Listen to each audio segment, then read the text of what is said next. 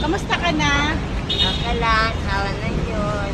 Ito pala si ate yung yung dati kang Nagpapanin. Tapos ngayon, ano lang ginagawa mo? Nagtitinda. Oh, di ba? Nagtitinda na siya. So, ibig sabihin, may pag-asa. Prayers. Ayan. Salamat sa Diyos. So, God is good. okay. Yung nangyari kasi kay ate, Ipon ako para magtinda ulit. ano? Magtinda ulit. Okay, may bago ng pag-asa si ate. Yay! Thank you, Jesus! Magaling na si ate. Dati Yay! nga ang bayad ko, di ba? Wow! Ang galing-galing ng prayers.